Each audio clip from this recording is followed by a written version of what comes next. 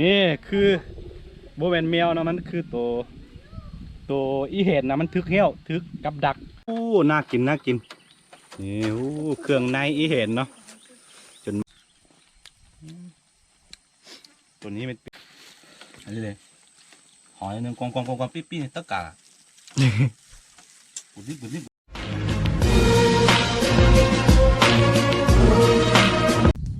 กราบสบายดีเลยก่อนสวัสดีทุกคนที่กำลังติดตามพักโซมเรายินดีต้อนรับสู่ซองอาคาน้อยวันนี้อยู่กับเพื่อนคำซีวันนี้เรามานาทุกคนเลยเพราะว่าช่วงนี้ก็เป็นช่วงฤดูไถนาและเขายังบ่ทันเอานำเข้านาเขาสิวานก้านะเดี๋ยวมืออื่นนี่เอาที่ไถอยู่หั่นเนาะไถนาไถแล้วก็สิวานก้าเพราะว่าช่วงนี้ก็เดือนมิถุนาแล้วเนาะเป็นช่วงฤดูเฮ็ดนาโอเคตอนนี้เขาสิเฮ็ดอาหารกินข้าวเที่ยงเนาะเราถ้าไปเอานี่เดี๋ยวนี่มาเดี๋ยวถ่ายมาแล้วก็จะเอาบ้างออกแล้วก็จะประกอบถ่ายอื่นๆวันนี้เราจะมีเมนูพิเศษนะท่านเอ๋ยผู้เบากินแมว นี่คือโบแมนแมวนะมันคือตัวอีเห็นนะมันทึกเหี้ยวทึกกับดักของอาม่าพีเคพีเนาะซองอาม่าพีเคพีชแนลผู้ใดอยากเบิ้งก็เข้าไปเบิ้งตัวนั้นเนาะคือน้องใส่ก็ไปใส่กับดักไว้แล้วก็ทึกเนาะใส่เหี้ยวนะภาษาลาวเดี๋ยวหลายคนที่สงสัยว่าเป็นสัตว์คุ้มครองคือตัวนี้เนี่ยกินได้อยู่เนาะในลาวกินได้เนาะยืนยันกินได้อยู่เพราะว่าเอาไปใส่กับดักเอานะเป็นอีเห็นตัวน้อยๆนึง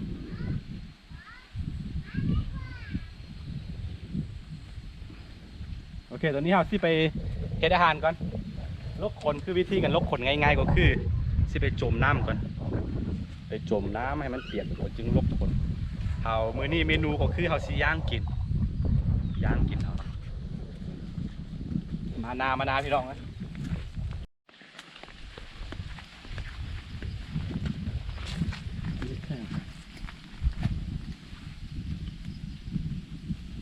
ไม่ใช่ที่จริงอะไร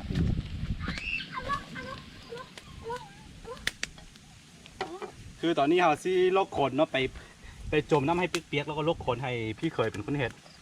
ไอ้เคยเขาเป็นคนเห็ดเนาะเอานางฆ่ากินอย่างเดียว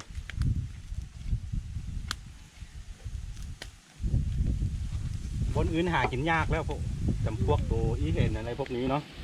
แต่อยู่แถวบ้านเขายังหากินได้อยู่เขาไปใส่กับดักไปใส่มันยังคึกหากินได้อยู่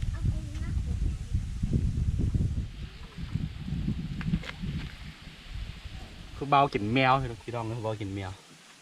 สิ้นแมวเนื้อแมวยังไม่เคยกินเลยตอนไปอยู่เวียดนามเนาะเขาบอกว่าถ้าใครได้ไปเวียดนามแล้วไม่กินเนื้อแมวแปลว่าไปไม่ถึงเวียดนามไปไม่ถึงประเทศเวียดนามเนาะแต่ว่าบ่ได้กิน ลาวป่นไทยป่นลาวบ่ได้กินซ้ำเนาะแต่ว่าคือเนื้อมาคือกันเนาะคนเวียดนามกินแบบเอาจริงเอาจังเนาะในประเทศในโลกนี่น่าจะมีคนกับเกาหลีใต้กับคนเวียดนามเนาะที่กินเนื้อมาเนาะอยู่ลาวก็กินคือกันบางชนเผ่าที่อยู่เขตดอยแล้วคนลาวก็กินคือกันเนาะแต่ว่าบางคนซื้อบางคนก็กินบางคนก็บ่กินเนาะแต่ว่าคืออันนี้บ่เคยกินตั้งแต่เกิดเลยบ่เคยกินเนาะเนื้อมาเนาะเอาหักมันนะ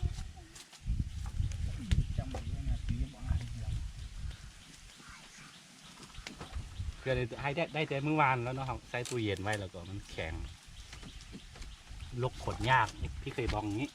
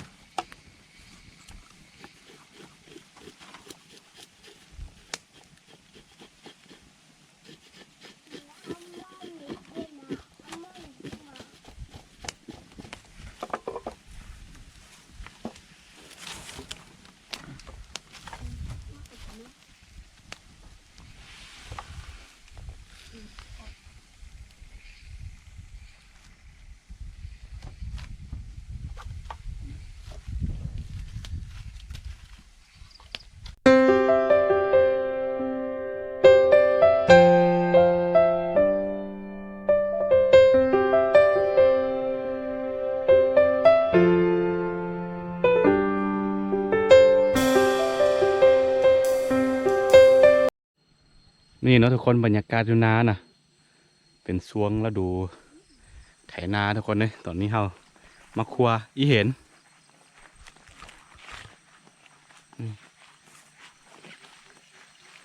กำลังปาดท้องมันพี่เคย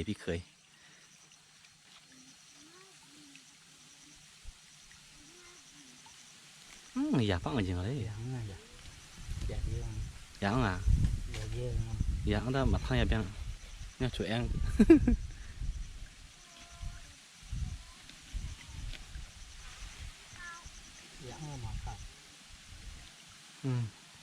ท้องฟ้ากำลังคืมเหมือนกับว่าฝนจะตกอยู่แล้วน่าโชว์เข้ามาเมื่อมาอย่างนั้นอ๋อเหรอ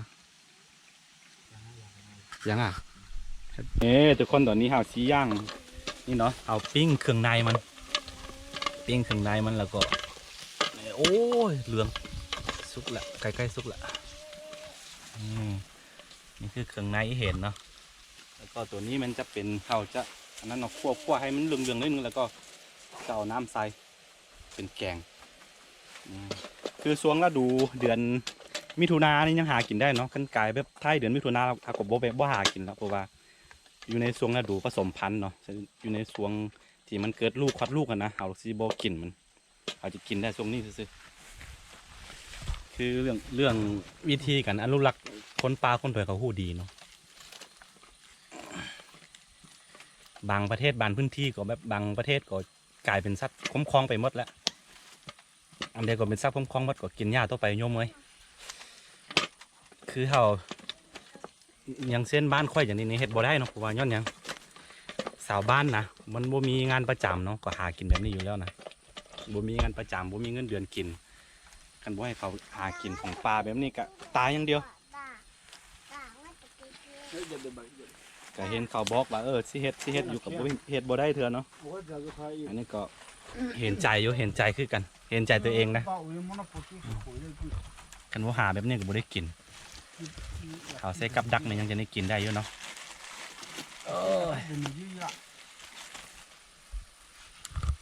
หิวแห้งตอนนี้2 โมงแรงละ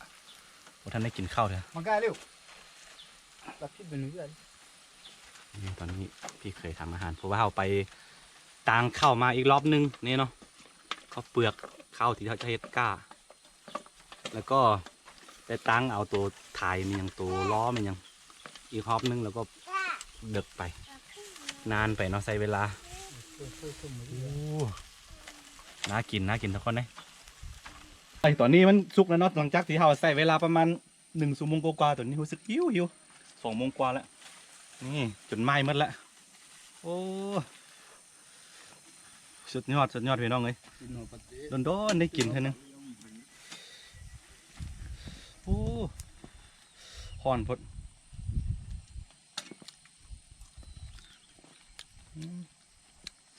ตัวนี้เป็นย่างเป็นปิ้งเครื่องในมันแล้วก็อันนี้คือแกงมันเอา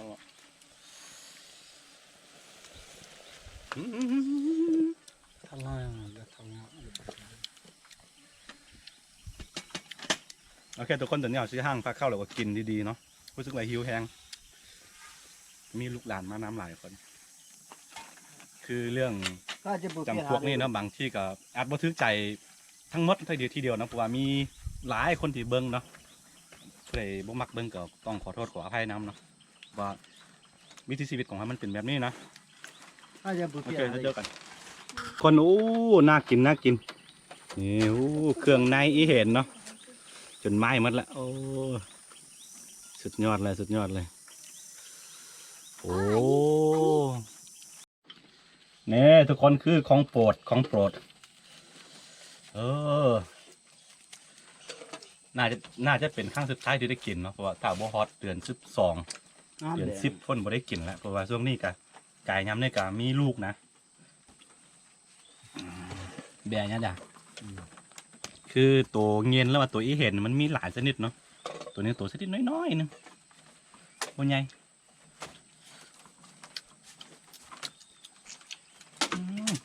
ไส้มันซิม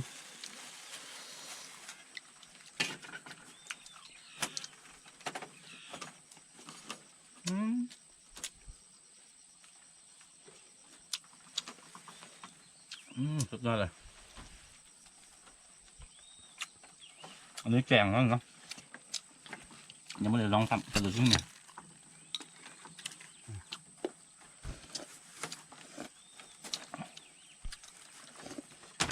สุดยอดทุกคนเจอยังเจอยังเจอไหม Ini mama zara. Aduh, enya aduh. ช่างอะไรเนี่ยสุดยอด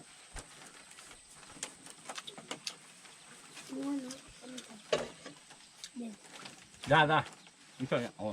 Coba tangan coba. Lah yuk. ลูกหลานหลายคนมาทำกันนึกถึงจะมาดีจะมาเอาไปด้วย Yang madung aja aja jangan.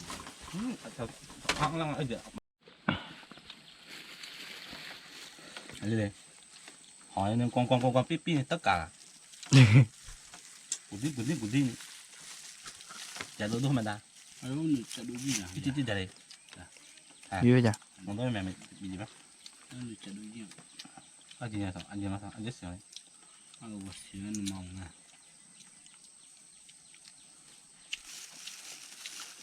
sao anh chẳng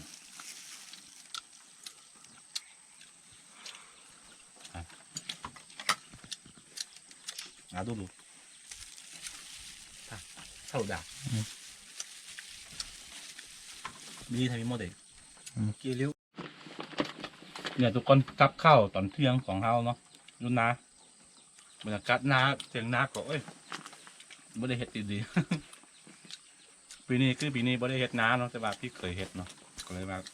อันนี้ของพี่เคยสดแกงมันแล้วก็เอามามองพี่นี่แกงมันก่อนแกงง่ายๆไม่ต้องมีเครื่องปรุงมีอย่างมากมายมันคือห่างกัน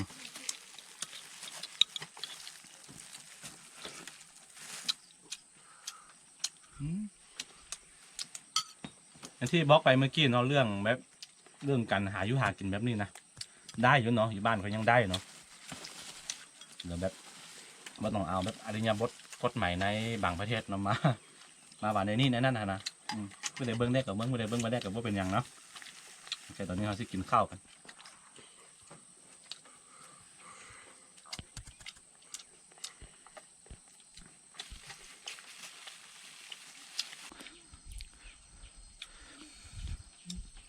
아유 주자 내가 cho ta này để cho cô là tập cái này có hụt coi như cái gì cái chủ phương giờ chặt khơi mà thằng này chủ nó sẽ tập phim nó đón lại Sai cho để với sụt khơi giảm. cá siêu ôi kín mua mất tụi con đấy này những lửa lại này nữa ý hèn